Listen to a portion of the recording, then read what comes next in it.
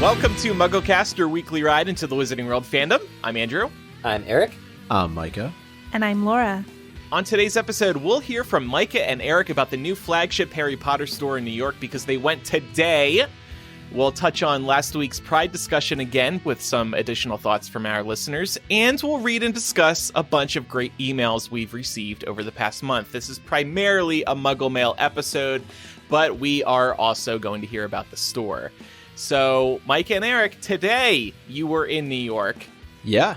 The store that you've been so excited about. Well, first off, I need to give a big shout out and thank you to Meg and to Eric, but to Meg first and foremost, who went online. And this is something that's important, and we should probably mention the person who sent us the email. There is a QR code that you need to scan in order to get a time to come to the store. So they put out this little QR code stand starting at 7 a.m. every morning. And basically, Eric can speak better to this because he was there at that time. I was not. Yeah, it was Brianna. Thank you, Brianna, for writing that letter to Micah, because he got in touch with me and I had to do some YouTube searches for figuring out how this was going to work. But yeah, it's a physical QR code that is, I guess, they say released. They basically put it on a stand outside the front entrance to the store starting at 7. And at 7 a.m. this morning, there was already a line. But that QR code takes you to a virtual queue. And that virtual queue doesn't really mean much, but you do tell them how many people are coming. And then you later get an SMS text message with a time to enter. Okay. Now, I don't want to get into the details here, but Wait a second. Does everybody have to gather around the QR code every morning because it's a new code every morning? That's a good question. Yeah, I don't know if people are sharing like the same like QR code digitally, and then other people are like able to get it. I would think it would be a different link every day, which is a shame, but that's the only way they can make sure that people aren't doing it. The thing is, it's 7 a.m. and there was like I dropped Meg off at like 7:05, and there was already a line around the building from Park to Broadway, and it just the store doesn't open till 10. So regardless, you're there in that general area. Now, when you do get a text message and the text message says it is now your time to go in, we didn't like, I guess in previous iterations, it gave you a window. It told you that things were going to happen at 3:30 or whatever. If it wasn't 3:30, it just says now. And you do have an hour to get in the store from that moment. Okay. Yeah. It would have been funny if it was like a 5-minute window. Yeah, no, they don't care if you're over back over in New Jersey. They don't want you hanging around the store if you can't get in. Yeah. But they're also like, it's a quick window. Like if you have an hour, Manhattan traffic, like you just it won't happen. You do kind of have to hang around a little bit. And still. I'm sure they'll change this once crowds die down. It's just recently opened, so they have to do this. But okay, so how was the store itself? Did it live up to expectations? One other important thing, though, just for listeners, is that you can have up to 6 people in your party. Okay. Store, I thought, was great. There were 2 levels.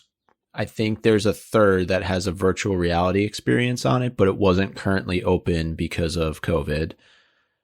There are a lot of areas just to kind of go and check out. Oh, and Andrew, if you're still a member of the Harry Potter fan club, you can scan your phone at different locations throughout the store. And if you collect enough of them, they will give you a special prize when you go to the checkout counter. What is the prize? It is a tangible, exciting pin, like a piece of cardboard back pin. It's basically the commemorative pin for that location. You know how all the different locations have pins? Yeah. Now, I will say Erin, right? That was the Erin. Nice woman's name who took care of us at checkout. She actually gave our entire party pins, even though she didn't have to do Micah's that. success. Yeah, that was really, really nice. Well, my limited success, because I don't think I got to the actual... I don't know how much of this we can say, but yeah, I would hate to get anybody fired for giving us rewards, but we were all able to experience the joy that is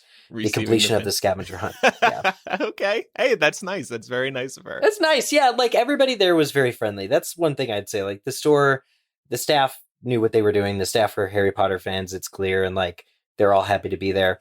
The theming is exactly what you'd come to expect if you had been the sort of Harry Potter fan who's been to the gift shops down in the Universal Studios theme parks or at the exhibition. They do have props and like costumes and things and like remnants from the Harry Potter films, like extra ones that aren't currently on display anywhere else. Yeah, and it's really, really interestingly put together and kind of fun to check out. If you are in New York and if you're a morning person, I'd say, why not? Go check it out. Pay attention to detail and look up. I would say that was one of the things that I was always surprised by, is that there are a lot of different, little Easter eggs around the store. And then there are just things that, you just walk past and you don't even realize. They do have some props there from the films that are part of that scavenger hunt.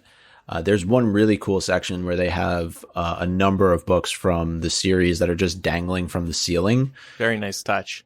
So yeah, it's an experience. Just go and check it out if you can. I don't know if hopefully it opens up a bit more once the pandemic hopefully subsides a bit. I wonder if they'll do away with that QR code, or they'll keep it just because they know how popular Potter can be. It's a good way of staggering entrance, because the other thing is you don't want too many people in one room, not because of COVID at all, but just because to be able to shop properly and be able to, switch between merchandise. You'd hate for it to be, it's the kind of place where if there were too many people, you'd be averse to like really explore. And so the thing that you wanted, that you came in there for, it'd be hard to kind of find that magical connection. What is kind of funny is they'll happily pack the Universal theme park gift stores with people, no limits there. Yeah, well, that's because it's really the gift stores, some of them are exits for the ride. So it's like you can't like prevent people from going through the exits. Well, I get, but they did that by design. And, it's just way too packed to really enjoy all the details in there. Yeah, a couple more things to Micah's points about looking up and other such points. For instance, in the confectioner's area, there's chocolate frogs that are like in action poses that are like poised, when Harry's jumps out the window. Like if you look up there, that's really cool. There's this area of personalization where you can get any number of things like robes, diaries, and even the Triwizard Tournament dual color like Cedric's and Harry's jerseys customized with your name. And there's like 9 characters limit, and they like heat press your like any name you choose onto the back of this. I will say quite a lot of things were sold out because of like not, failure to account for demand, which is just plagued any opening of all time, not just Harry Potter. They did not have my size. Otherwise I would have walked away with that. One of those for sure.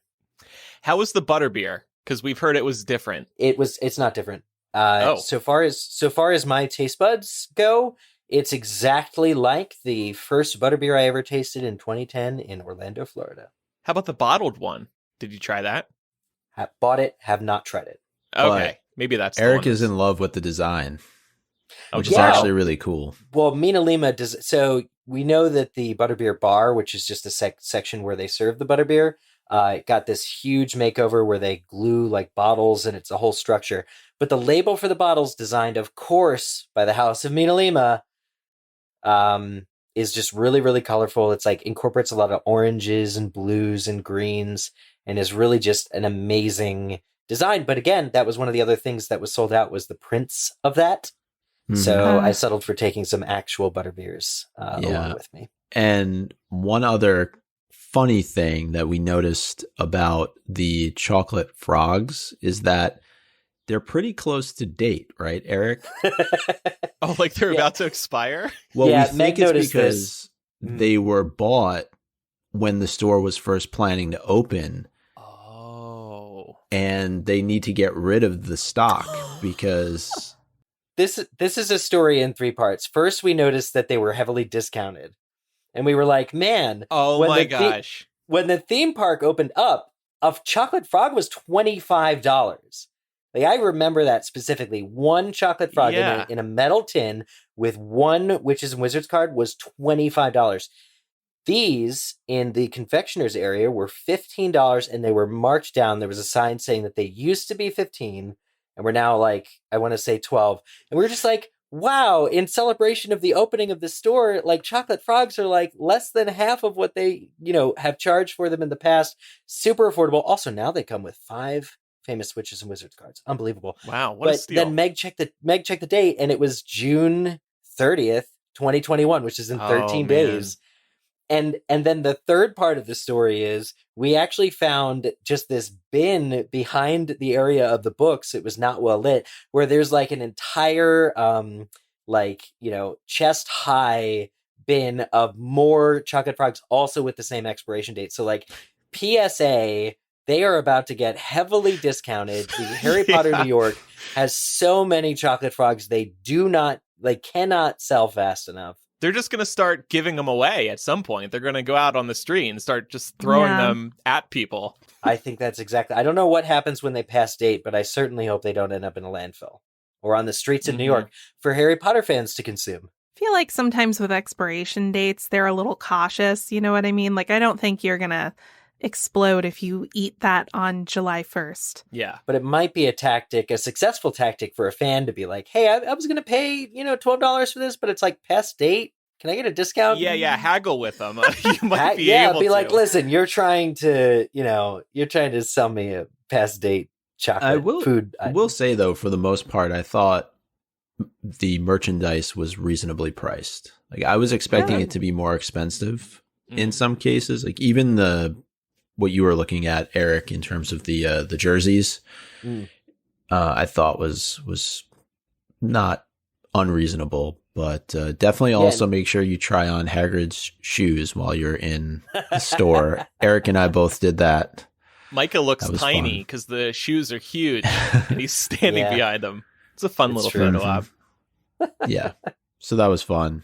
And then we made sure to pick up each of you something. Oh, Andrew, wow. Laura. Oh, thank you. Please let it be an expired chocolate frog and make sure it arrives in July. You got us. Damn. Woohoo! An expired chocolate frog. Thanks, guys. So nice. That was very kind of you. Thank you. I think both of you will enjoy yours. Okay. Yeah, I agree. We labored very hard to find him. Oh, wow. How much time did you spend in the store? Oh, that's a good question. So the website says set aside an hour once you're in.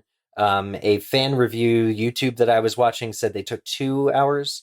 It took us about 2:15. 2:15. Damn. Yeah. I've never been. There was also in a shop a lot of people though. There was a were fair amount of people. Okay. But it was like us trying to, as Harry Potter fans, we want to see all the detail. We want to see all the special touches. So yeah, it was closer to 2:15. I think an hour is lofty for very ambitious, but yeah, set aside 2 hours for it easily, and not including the time. If you start the timer at 7 a.m. when you have to be there for the QR code, it's like 5 or 6 hours. So just be prepared. It's a commitment, but just like the Cursed Child. Well, actually, believe it or not, they had a book section, and the Cursed Child script book is on sale there. But I almost didn't notice it. For sale. Oh, okay. I wouldn't say on sale. That was maybe a miscommunication. But there was also a poster at checkout for Cursed Child returning to Broadway, and there was one with Dobby that said, "I saved Hogwarts." Wish they were selling that. That's for the virtual reality experience. Yes. Dobby's in that show. Yeah, I saw a little trailer for that. That's cute, though. In a couple of weeks, you'll have to go back, Micah. Those VR experiences are really, really cool in general. Well, Andrew said he's going to be in New York in August. Well, there you go. Yeah, which one of us is going to get there at 7 a.m. and get the QR code thing? Neither of us. Honestly, I don't even think I'm going to spend a night, so I might not even get to see you. Sorry. Yeah, Micah, you owe us one of going early and getting the QR code as a local. Eric, you can keep that gift for yourself that we were going to give Andrew. Oh, fantastic. No, I just mean I'm going to be in and out of the city. I got stuff to do. Just one thing to do. That's it. Mm-hmm. Thanks for the info. Glad you two enjoyed it. And yeah, I'll try to check it out. Okay, so last week we had this great discussion about being an LGBTQ plus person in the Harry Potter fandom, and we got a little more feedback about that discussion because we went on our Patreon and we said to our supporters, what characters do you believe are queer in Harry Potter? This one's from Davey. This is really random, but I always thought the writer and vampire Slughorn introduces to Harry at the Christmas party in Half-Blood Prince were meant to be a couple. Eldred Warple an old student of mine, author of Blood Brothers, My Life Amongst the Vampires, and of course his friend Sanguini. It seemed more logical to me that he would bring his partner instead of just a friend or writing subject, although I guess Harry and Hermione also brought friends. I like that one. That's a little curveball that you're not expecting. So thank you, Davey. I like that a lot. I think it makes a lot of sense. That's one you really think about. I like that a lot. And Sanguini being a vampire, I feel like there could be, like, you could read that as an extra layer of implication just because of the historical and like folkloric representation of vampires as being inherently sexual. So the fact that Eldred chose to bring Sanguini with him could, I think, provide you the interpretation that there's more there than just friendship. It would give us the gay vampire that Twilight never did. Well, I'd like to pick up on what Greta has thrown down here regarding Remus and Sirius, a big topic that we covered last week. She says, Remus asking Harry if Sirius really deserves the Dementor's kiss, while he still believes Sirius to be a traitor. Yet when it comes to Pettigrew, Remus has no qualms about killing him or giving him to the Dementors. That seems a little suspicious for romance. And Remus and Sirius living together at Grimmauld Place in year 5 and giving Harry a joint Christmas present sounds pretty coupley. I couldn't agree more. Those are two excellent, things to point out. Definitely. Thanks, Greta. Yeah. And then Danielle wrote in to say, Harry is bisexual. There's a very limited number of people he describes as attractive in the books, and more than half of them are men. I know that straight men can absolutely use their eyes and see that other men are handsome, but Harry just gives me bi vibes. And Amanda says, Harry being bi or pansexual is definitely one of my favorite headcanons. I'm into this. I'd never seen it that way, but now I will. And Nadia had this to say, I feel like Percy makes so much sense as being gay. I constantly think about what if Penelope was actually Philip the whole time. I'm going to be thinking about that one for a while. Well, thanks everybody who submitted some answers. There were some more on our Patreon. We just don't have time to get to them all today. Before we jump into emails, it's time for a word from a new sponsor who is doing earbuds different. With how much we rely on our devices, it's easy to forget about the hardware that we're born with, like the ear. Just like fingerprints, no two are exactly alike. That's why your earbuds probably cause you some discomfort or even physical pain after a while. Our new sponsor, Ultimate Ears Fits True Wireless Custom Fit Earbuds, are here to change that. These earbuds are incredible. The first time you set them up, they will literally change their shape to perfectly fit within your ears. They do this through a molding process the first time you put them on. You can actually feel the earbuds gently warm up as they're molding to your ears. Then they light up purple, and that makes the molds harden. This sounds like something that wizards would dream up. It is such a good idea. Combine this with the Soundmasters at Ultimate Ears, and not only will they fit great, but you'll also get amazing sound. These are built on industry-leading expertise, trusted by pro musicians and hi-fi enthusiasts for over 25 years. I got to experience these and I was really blown away. They truly fit perfectly, they sound amazing, and I really think they're changing the consumer headphone game. And rest easy, because if you try Fits and don't love them as much as I do, no worries. Ultimate Ears offers a 30-day money-back guarantee. Plus, you'll get free shipping, free returns, and a 1-year warranty.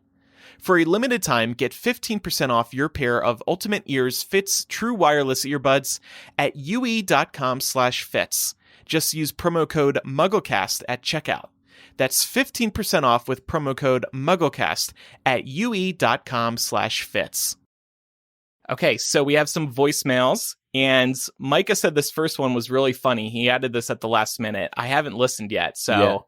Yeah. Well, also, I think it's worth saying as we kind of jump into this mailbag, it's really a mailbag. I mean, we haven't done one in a number of weeks, so all of these voicemails and Muggle mails are from a lot of different episodes, so just want to make sure that the listeners know that in advance. Okay. But yeah, this first one's pretty good. Hey, I'm just calling with Father's Day coming up to see if you guys ever plan on talking about Draco Malfoy's real dad, Dobby. We all know it's real. You guys also failed to mention it on the fan fiction episode. A little bit of Dobby and Miss Malfoy action, which is why Lucius is so mad all the time and probably doesn't like Draco very much. And there's like the core daddy issues there. I think what really needs to happen this Father's Day is for Draco to really confront his real dad, maybe like Maury style, Jerry Springer, would bring out Dobby to really meet his real son, Draco Malfoy. Okay, I'll shut up and listen. Dobby, you are the father. Is this the same person who called him with that theory before? Yep. Sir, you are... Can you imagine, like, how messed up Draco... I mean, Draco is messed up, but, like, your aunt killed your real dad? Like, just unbelievable dysfunction in the Malfoy family. Oh, man. Well, whoever called in with that, I'm just... Whatever you're doing to get into that headspace, I'm very curious. And we support it. Share your secrets. I like the thought of Lucius just being like super mad about that. That explains all his anger over the years. Now when I reread Harry Potter, that's what I'm going to be thinking about. Daddy Dobby, maker of Draco. Sir, just keep running with this. Come up with some more evidence as to why Dobby is the father. I mean, are there any qualities in Draco that were passed down from Dobby? Let's bring this to the next level. Big ears. I think I've got all the evidence I need. Also, I find it very interesting this person didn't share their name.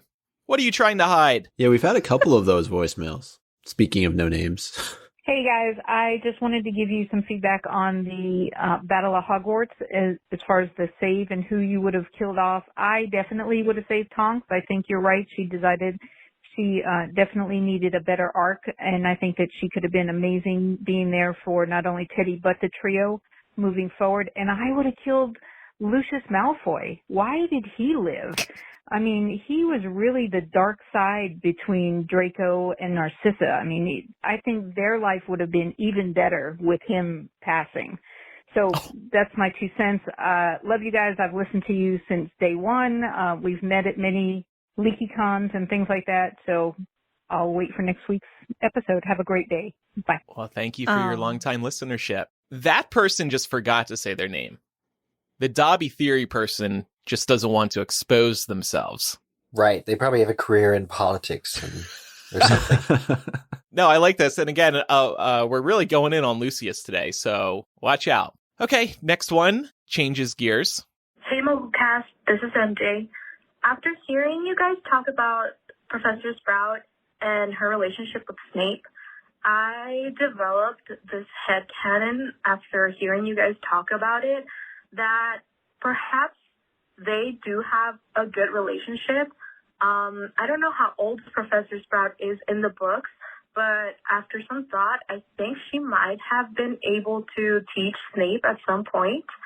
And so I think that in her heart of hearts, she probably feels a soft spot towards him in the same way that she had a soft spot for Neville as the underdog. And they must have a relationship with her supplying him with supplies for potions. And the only reason that we don't see them have that kind of affinity towards one another in the books is because it would give away the plot or the fact that Snape is nice after all. I don't mean to say that he would have like a chummy relationship with her, but just that they, have an understanding and he is kind towards her. And I think that would be really cute. And it also would feed that whole thing with fans that every Slytherin has to have a designated Hufflepuff friend. And I think that's lovely. Anyway, thank you guys for the discussion. I really enjoyed it, and I always love the show. Bye. Yeah, I think your timeline thought is correct, because if we know that Sprout and McGonagall were friends when they went to Hogwarts together, I think that would make it possible for Sprout to have taught Snape. Mm-hmm. I think that's right. And and I love the idea that we didn't see this friendship because Snape has to appear isolated to the reader. If he has more friends at Hogwarts besides Dumbledore, that gives away his allegiance a little bit. Yeah, like Laura, what you said, because I think, do we ever get mentions of James and Sirius and Remus being taught by McGonagall? Because if that were the case, then certainly if Sprout were around the same time as her, she would have taught all of them. So I like that connection there. And I like the fact that, perhaps not everybody had a terrible relationship with Snape at Hogwarts.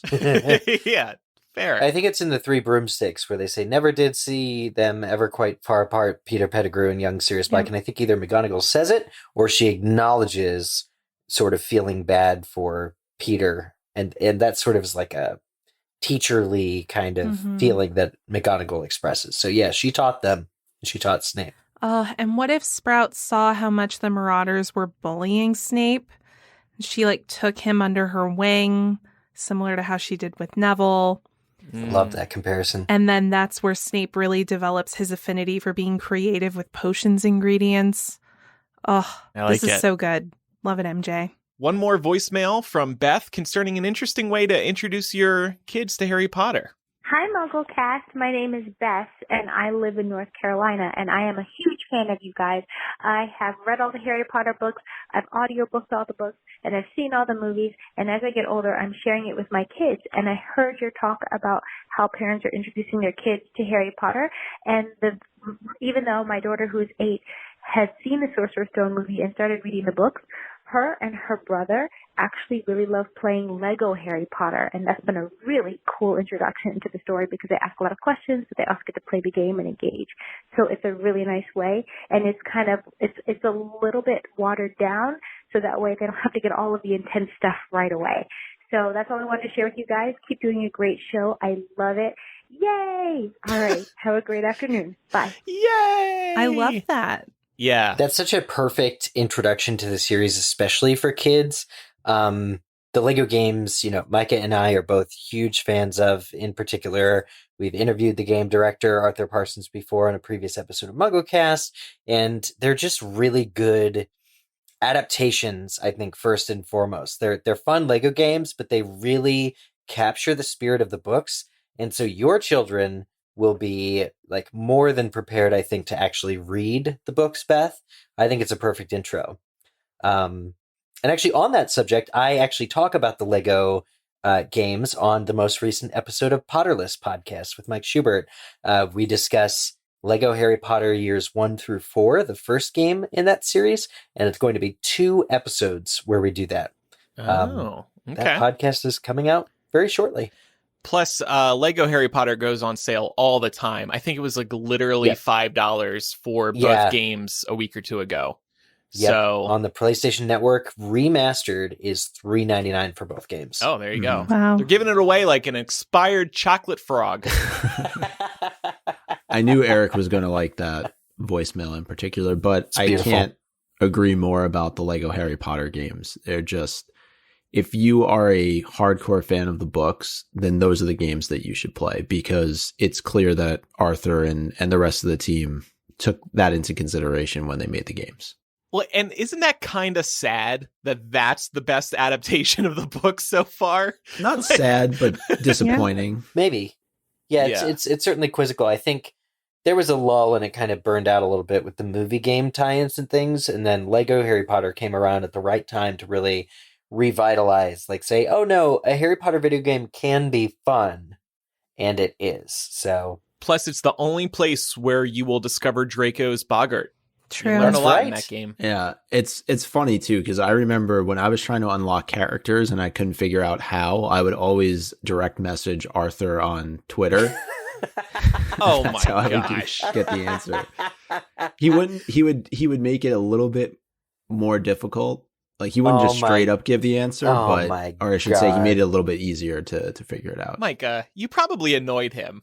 You know how many people probably come to him can you give me a tip on the game that you created? But he knew us. He was on the show. I think Eric actually interviewed him in person. Yeah, if you do it now, though, he's going to be like, that was 9 years ago, dude. I've done so many games since Yeah, then. dude, that game's on sale. I don't make any money anymore. Yeah. Well, jumping into emails now. This first one is from Christina. Christina says, I had to pop in and let you all know how much I loved reminiscing about the Harry Potter fandom in the early 2000s in your latest episode. I'm 28 now, and I've been listening since around episode 20 or so. I remember listening to the podcast on my old Dell MP3 player in my bunk bed, and how much peace the opening theme song brought me. Listening to you guys talk about the MuggleNet themes, countdown banners, and working for MuggleNet brought back so many great memories. I must admit, I always looked up to the hosts because you're all a few years older than me, and I thought it was so cool that you were working for MuggleNet and hosting the podcast at such young ages. Thank you all so much for your passion, hard work, and creativity over the years. And then it's signed off XOXO. Christina, like Gossip Girl. Oh, how sweet. XOXO back, Christina. Yeah, we love you. Thank you for sticking with us all this time. Yeah, old Dell MP3 player. Why did you say Andrew? I just figured that's something that you would have had. Oh, I was a fan of Dell computers. I don't think I had their MP3 player. Before you became the Apple fanboy. I had like a little voice recorder. I just put an e-waste pile to donate, but it recorded in WAV format. And I remember getting it Office Max a million years ago. Also recorded in my bunk bed. So very big thing. I will take the opportunity to say MuggleNet is still going and has over 150 mostly female volunteers who are awesome at their job. So worth checking the website out. Just a random plug for MuggleNet these days. And also MuggleNet has a new book out, right, Eric? Yeah, this is going to sound like an ad, but they actually... This wasn't planned. No. I swear this was not planned, but the Bestiary, the compendium of fantastic beasts in the wizarding world, has just been put out and is available on the interwebs, and we'll link to it in the show notes too. I swear this is not an ad, not a planned ad. Just use code MuggleCast.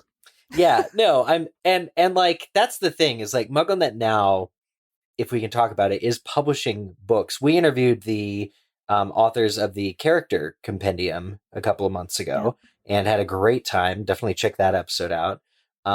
But it's just like become a powerhouse of publishing, and they're doing like tie-in books, and it's really just, as passionate as we ever were as Harry Potter fans. That's the kind of passion that they still have that are now, writing these books and making them available. So it's just really cool resources for Harry Potter fans. Last thing I'll say on this email is that we got a lot of good feedback about this discussion. I had at least one person text me about it. I know it's a good episode when I get a text about it from somebody who normally doesn't text me. And we will have... Was it your mom? No, and we will have another 2 episodes of fun reminiscing like that coming up starting next week. And I think this will be our first ever 2-parter discussion. So we're looking forward to that. Do I have some stories to tell? At least one story to tell.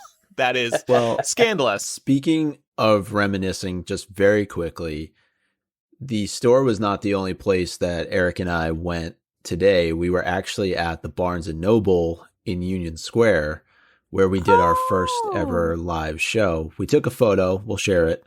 But it's on our IG story at the moment. But I would mention that. We don't, I don't go to Manhattan without visiting the Barnes & Noble Union Square. It just exists in my brain. It has free, leased space. It's where it all happened. The 4th floor now did not have any seating, probably due to COVID, probably hasn't for a long time, but the stage was there and we got a photo in front of it. Yeah, that was where we had our first live podcast, and we really understood just how passionate the MuggleCast audience was. Okay, next email comes from Laura. Not this one, I don't think. Sex education at Hogwarts?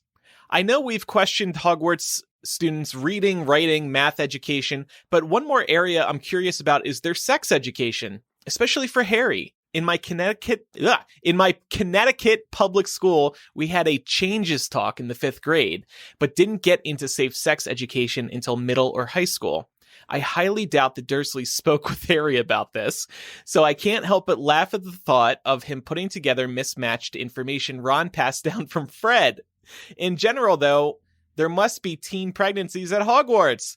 I'm a newer listener and found the podcast as I reread the series during quarantine. Keep it up. Thanks.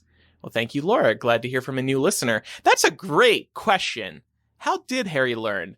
And oh my gosh, did Ron get info from Fred? Because Fred probably gave him some misleading information to mess with him.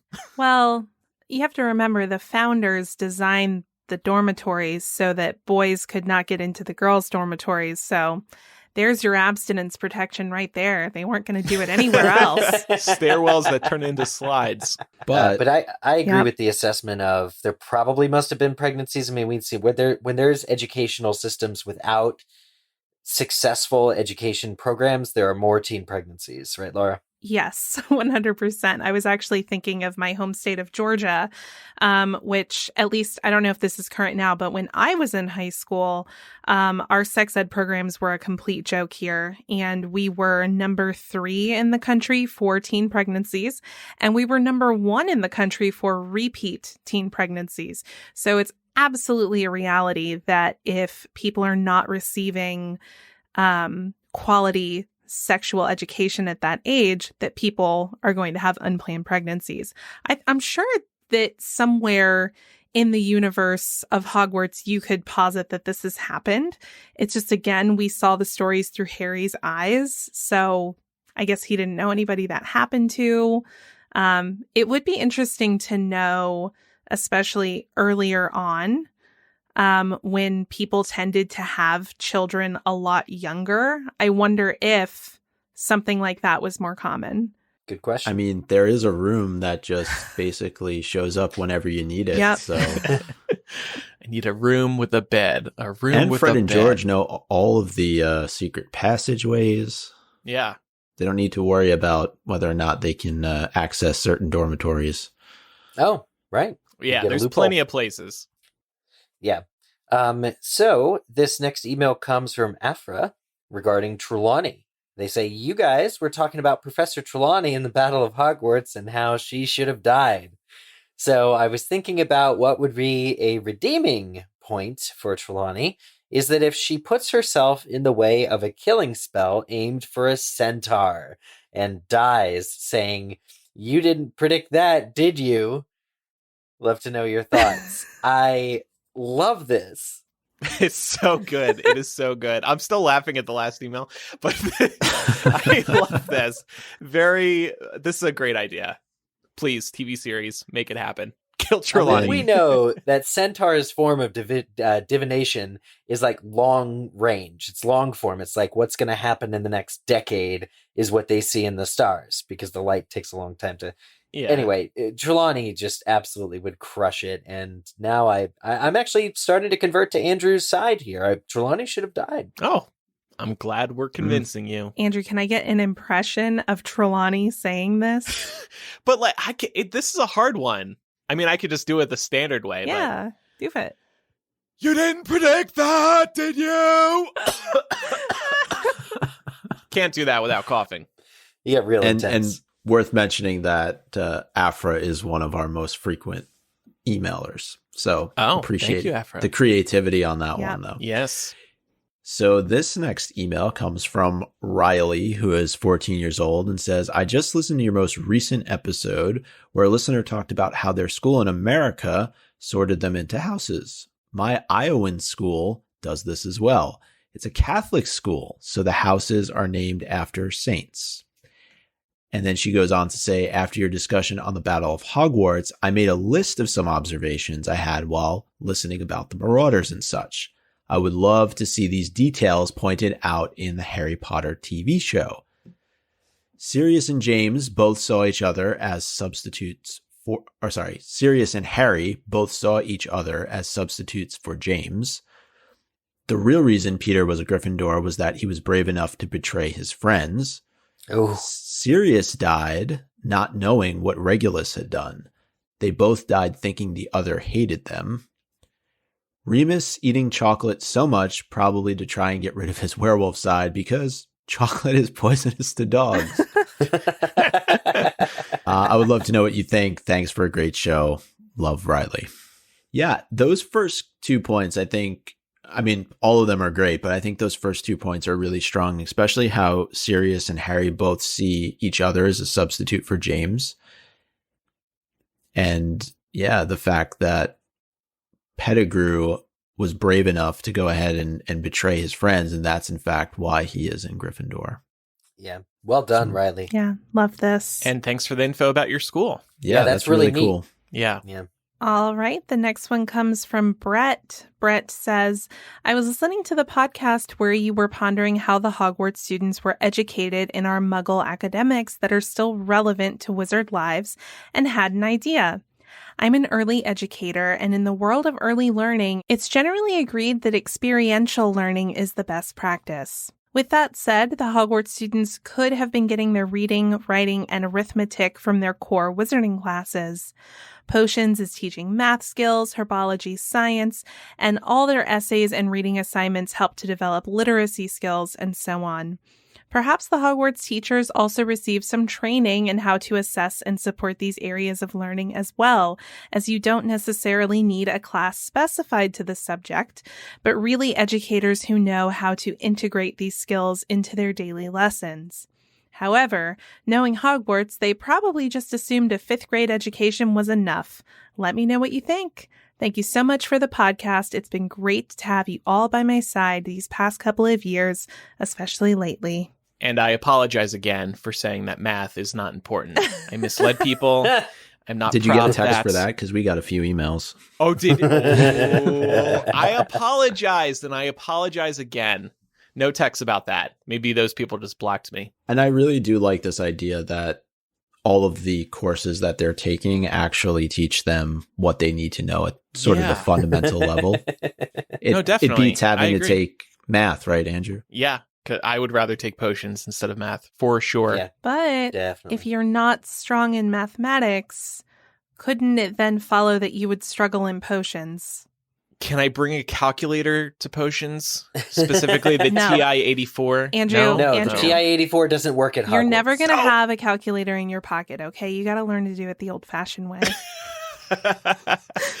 And with that, we'll on move the on. abacus, this magical abacus from Diagon Alley. This is from Dawn. Hey guys, I'm a relatively new MuggleCast listener, and I love the show. I just listened to the Draco episode, and I think that it is wrong to say whether Snape would or wouldn't forgive Draco, because ultimately Snape has nothing to forgive Draco for.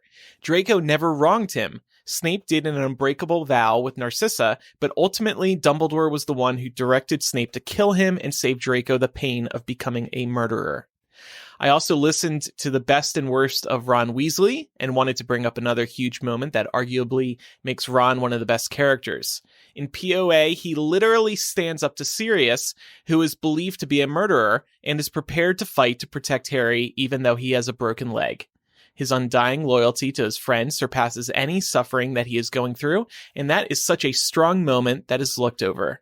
Thanks so much for giving me a chance to revisit my favorite book series each week.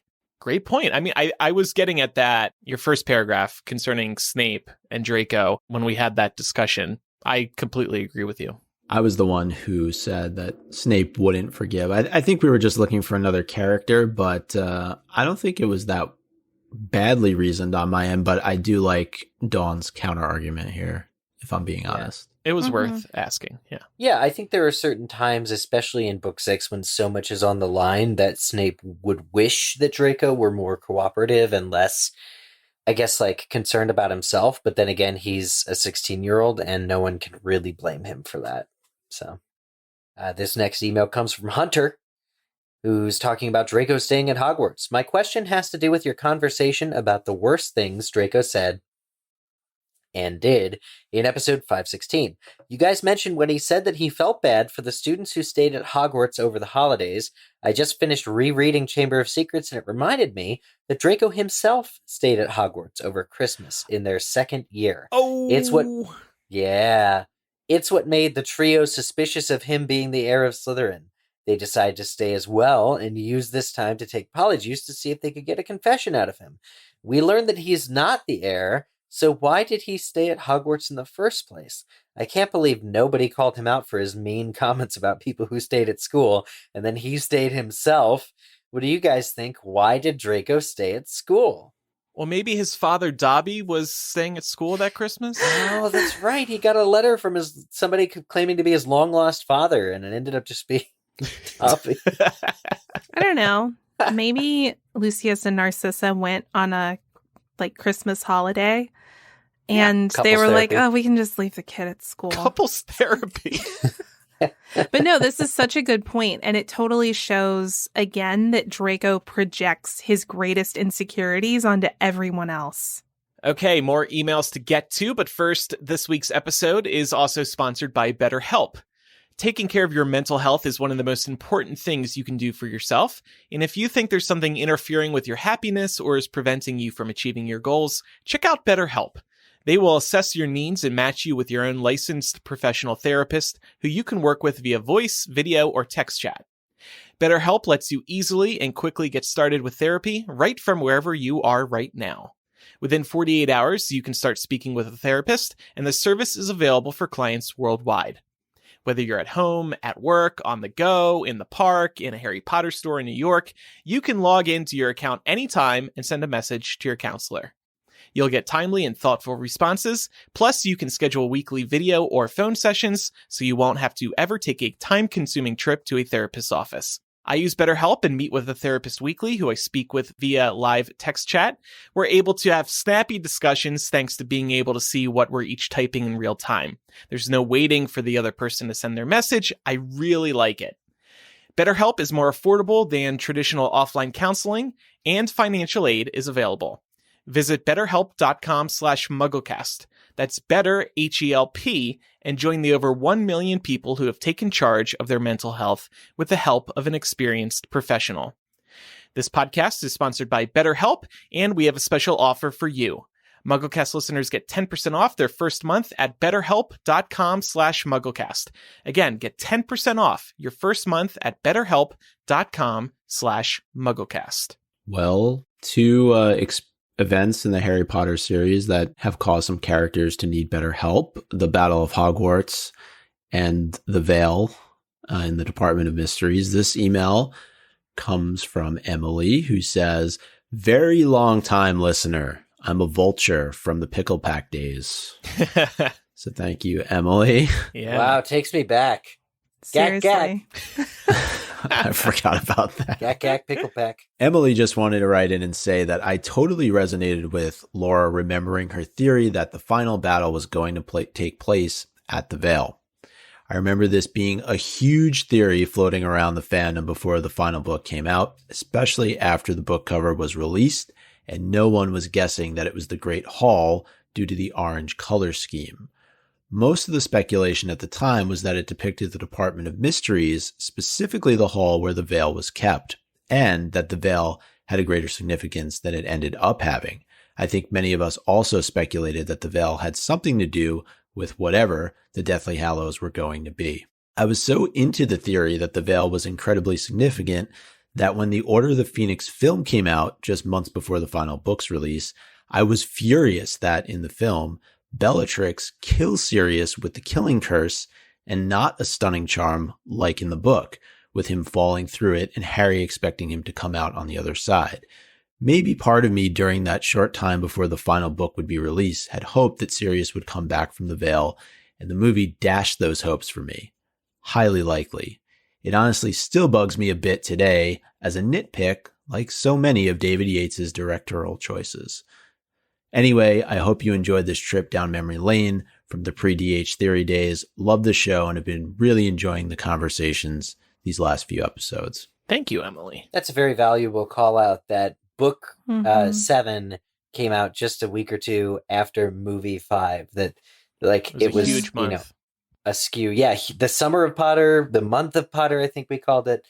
But yeah, it's kind of a skew there. And then after the books were all out, we still got 3 more movies. So just a really interesting. Did you ever consider that Sirius would come back, or did you need them, like what she's saying, did you need the movie to affirm that? Sort of. I think it definitely did what she's saying. Like for me, it really dashed all remaining hope. I was holding out on hope. Yeah. Because the spell, it's not specific exactly what happens to Sirius, and Yeah, we were just so close to book 7 that it seemed like too much. I feel like they could have left it open-ended in the movie, though. There was no need for her to say Avada Kedavra. I feel people would have gotten what happened. Or you think it was just for moviegoers, you needed to have that? I have a feeling that this is probably something J.K. Rowling was pretty direct with in terms of like giving the films information so that they kind of knew where they were going.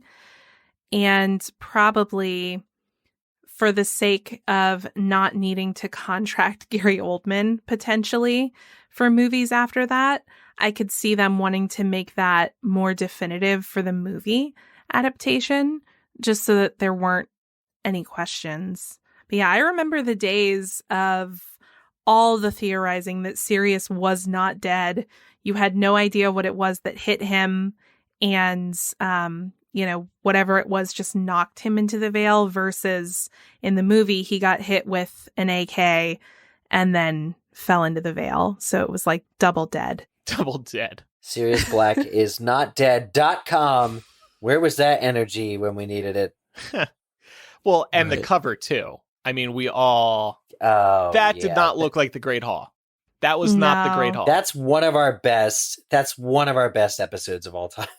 What? Before the book is out or after? Before the cover analysis of that and the deluxe edition of Deathly Hallows, because we were way off in both cases, but like we had every reason to make the guesses that we did. It was amazing. Purposely so blame misleading? Mary Grand Prix. Yeah. Yeah. Well, basically. I mean, what was the UK cover was Gringotts, right? Yeah. Yeah. So at least there wasn't any trickery going on there.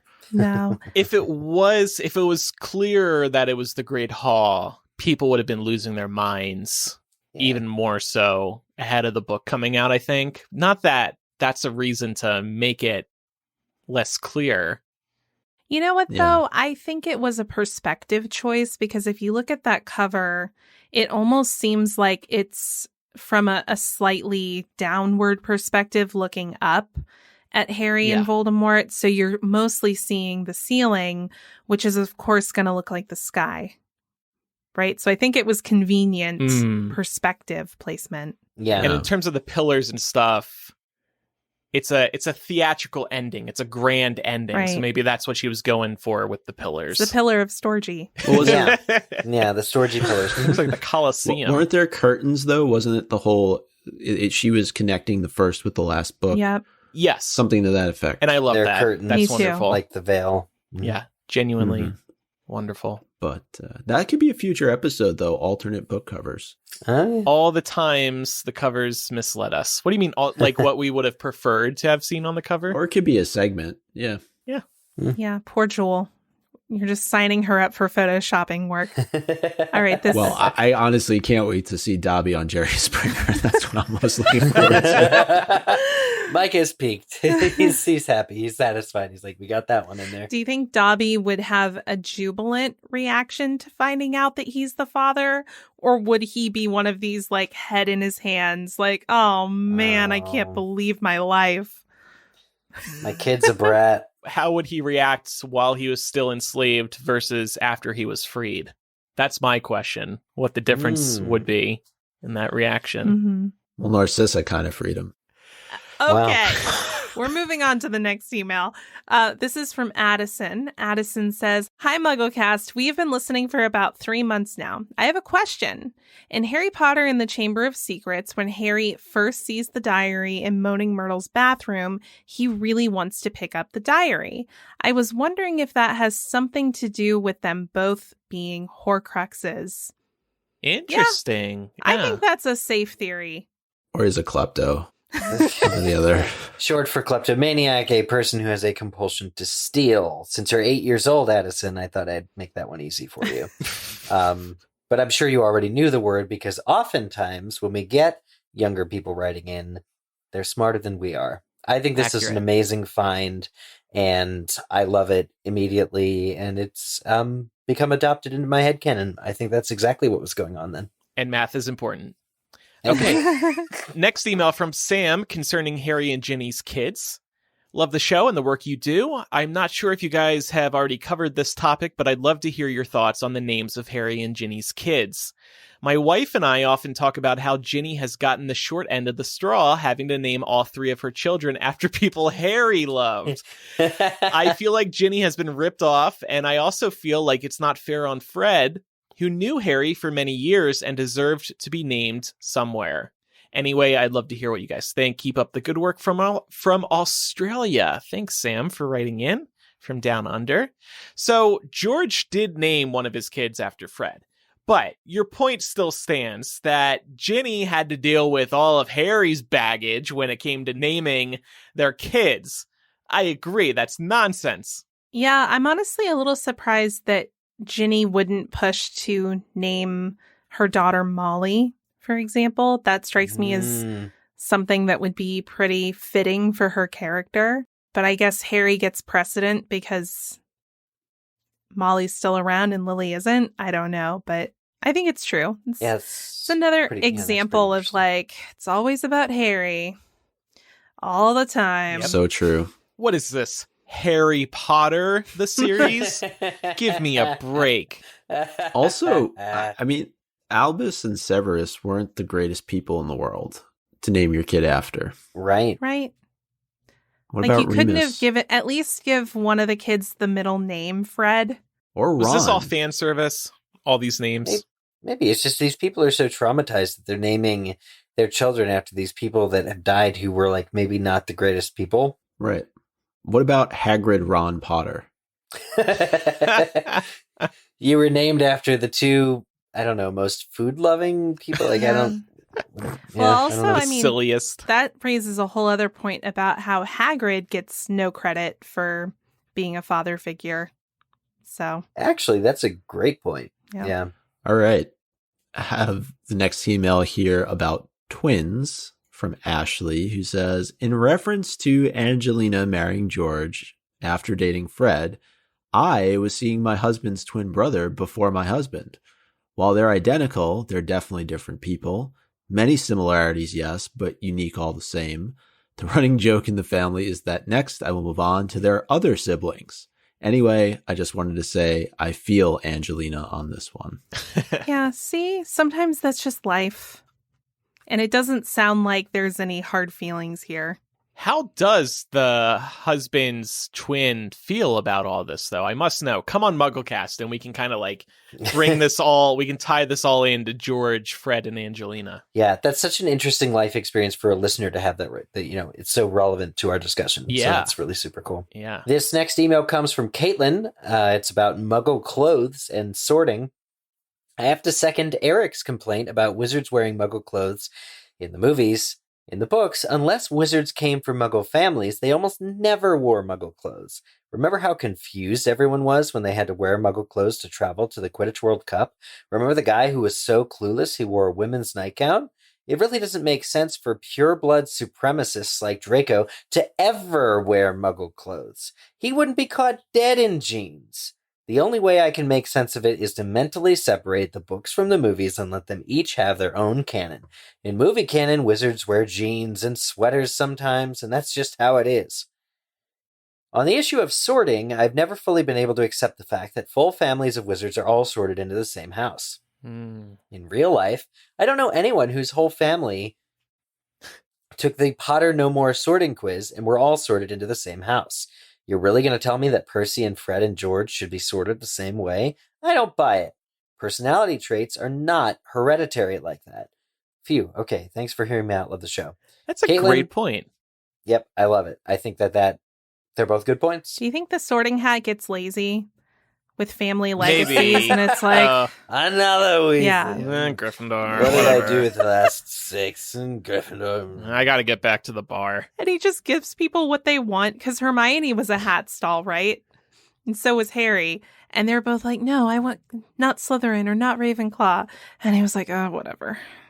Yeah, the sorting hat's a fraud. We're going to start spreading that rumor now. An alcoholic the sorting hat fraud. should have died, just like Trelawney. Oh, wow. Maybe she should have been wearing it. The sorting hat should have died. This is dark. Didn't it kind of, though? It got lit on fire. This show is different when we record on weeknights. You said that Trelawney should have died because she's a fraud. So I was just like, well. I think we can do an expose about the Sorting Hat being a fraud. Yep. True life, the Sorting Hats. Weren't the Patil sisters in different houses, though? Yes. They were. Mm-hmm. Oh, finally. So that's at least one example that I can... Sorting Hat put some effort in. Yeah. Think of. But yeah, how many Weasleys? I mean... Yeah. Right. Well, and even setting aside the fact that any family in the Muggle world who takes the Potter No More quiz, they all get different houses, of course. There are different personalities and types of people in every wizarding family too. Not everybody is the same. Here's the way that it makes sense, though. If you talk about like sortings being based on what your values are, not specifically your personality, but what you value. So Hermione's in Gryffindor because she values bravery above book smarts. And so families do share some of the same values. Values are taught and learned, as you grow. So that might account for entire families being in the same house if you take that way of viewing how sorting works. But then how do we explain both Albus Severus and Scorpius being sorted into Slytherin if the Sorting Hat's approach is to be like, well, your family informs your values, and we know from talking about Draco that he was very intentional about raising a different kind of child from what his parents did with him. And I don't think that Harry's values or Ginny's would be necessarily in line with Slytherin values. So at what point does the Sorting Hat start viewing people as individuals and not like members of a patterned family, It's a good question. From what I remember about Cursed Child, Albus Severus is really trying to step out of his dad's shadow. So he's thirsty to prove himself, just like Harry was, so many years ago. And so that's why he gets the ambition token, and is sorted into Slytherin. I can't speak to Scorpius. I think that that's a good point about Draco. I'd have to think more about sort of what Draco would be like as a dad now that we're all really into that whole headspace there. Yeah. I think probably too, I mean, this is an easier way to explain it, but from a writing standpoint, if Fred and George were in Slytherin, it wouldn't have been as easy for them to have interacted with Harry in the way that they did. Same for Ginny or any of the other Weasleys. It just, I don't think it works as well. Do you think the Sorting Hat is just part of a ventriloquist act? Like Dumbledore's sitting there and he's just muttering the names of the houses and the Sorting Hat spits it out. Like, yeah, if the hat, it's how Dumbledore gets his kicks. So if the hat were never sentient, it's just Dumbledore doing a bunch of charm. I love that. And then Dumbledore gaslights Harry into thinking that it's trying to put him into Slytherin. Yeah. I like how we've totally cast Dumbledore as this kind of evil master manipulator in this circumstance. I mean, he is a manipulator. I mean, you think of the number of things we've done tonight. I mean, what we've made the Sorting Hat into, what we've made Dobby into. It's just... It's a hell of a case you could build for no more Thursday night recordings. Or for more of them, depending on if you really like this stuff. It's getting real over here. All right, this next one comes from Molly with regards to our fanfiction episode. Molly said, I really enjoyed your discussion of fanfiction, and I thought I'd share some of my thoughts since I've been writing and reading fanfiction on and off for about 15 years now. I started reading Harry Potter fanfic when I was around 12 and then started writing and uploading fanfic a few months later. Note, MuggleNet did reject my first submission. I was super crushed, but did not let that stop me from trying somewhere else. I really hope I wasn't the one who rejected you. That's why I gave you this, Laura. She still has the email. Oh my Rejected God. by Laura. Okay. I wrote mostly Marauder fics. My boyfriend trilogy is what I'm most known for. I started writing fic because I wanted to be a writer and this seemed like a good way to practice. But now that I'm nearly 30, I don't think people need to say they write fanfic for any other reason than fanfic as an end in itself. There are such amazing people who write really wonderful fics, a huge community now on Archive of Our Own and Tumblr still. I would say that despite the financial gains of things like 50 Shades, there is still a lot of stigma around writing fanfiction. I think this has a lot to do with the fact that the writers of fanfic are typically marginalized: women, young people, people of color, LGBTQ+, and they write stories that feature marginalized characters. Those in power dismiss fanfiction in order to ossify the boundaries between author and audience. But so many of the most popular and esteemed works of literature and entertainment could be described as fanfiction. Paradise Lost is Bible fanfiction. The Aeneid is Homer fanfiction. Game of Thrones is A Song of Ice and Fire fanfiction in film format, and so is BBC's Sherlock. The difference, in my mind, is that these projects had money and power behind them. They got called adaptations, but really, they're just fan fictions. I think we should investigate more how power plays into these dynamics and stop stigmatizing those who write and read fanfic. I agree. Amen. Wow. That Well was said. very well said. Oh my gosh. I'm blown away. Give it up I will for be Molly. looking at it differently. Give it up for Molly, not Weasley. Or maybe you are Molly Weasley. Who knows? Yeah, I really like that second to last paragraph. Yeah, I think I like all the paragraphs. I think it's important to cite specific examples, though. And it's really been a trend, I think, over the last 20 years, when you realize that when it comes down to it, there are only about 7 in like unique stories being told in culture.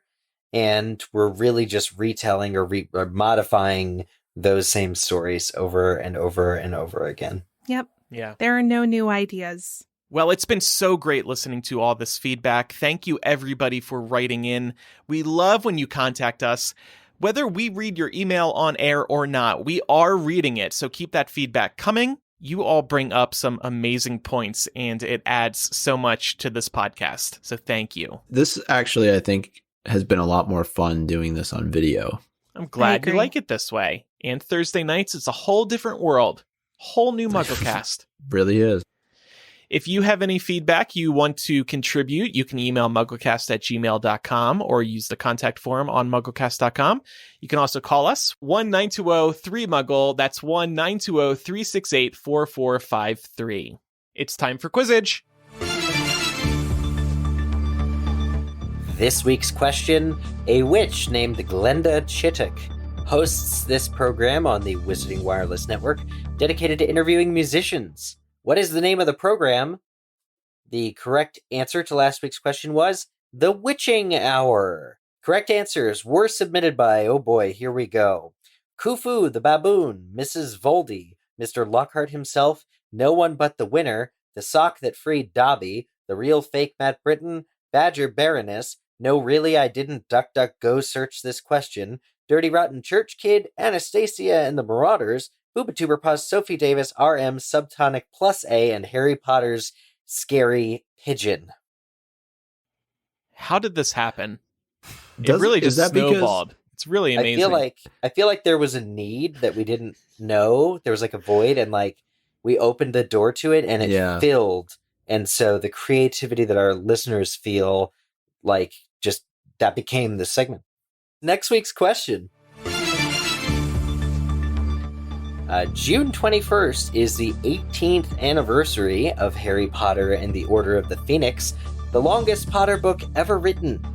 How many chapters are contained in Book 5 is the question this week. Submit your answer to us over at the MuggleCast website, mugglecast.com/Quizzage. All right. If you could take a moment to do the following, we would appreciate it, as all these things help us continue to run and grow the show. Make sure you're following MuggleCast in whatever app you use to listen to the show so that you never miss an episode. You can follow us on social media. We are MuggleCast on Twitter, Facebook, Instagram, and YouTube. And finally, we would love your support at patreon.com/MuggleCast. You get ad-free MuggleCast. You get our live streams, which we're now doing on video. And as Micah just said, we're having a lot of fun with it. You get bonus MuggleCast, and this week, we're going to be dropping a new one. We're going to be talking about what if there was a Harry Potter reunion. So let's say Dan, Emma, Rupert, and some other cast members all got together for a reunion And the reason we wanted to have this discussion is because HBO Max just did a Friends reunion. It was a very big deal. It was such a big deal, I watched it. And I never have seen an episode of Friends in my life, but I was just caught up in the hype. So what if they did one for Harry Potter at HBO Max? Because HBO Max is owned by Warner Brothers. So we'll talk about that. We'll kick around some ideas. I have some ideas I'm very excited to pitch to you three. So that'll be available at patreon.com/MuggleCast. There are tons of benefits there, including years of bonus MuggleCast installments. So if you pledge today, you will get access to everything. All right, that's all. Thanks, everybody, for listening. I'm Andrew. I'm Eric. I'm Micah. And I'm Laura. Bye, everyone. Bye.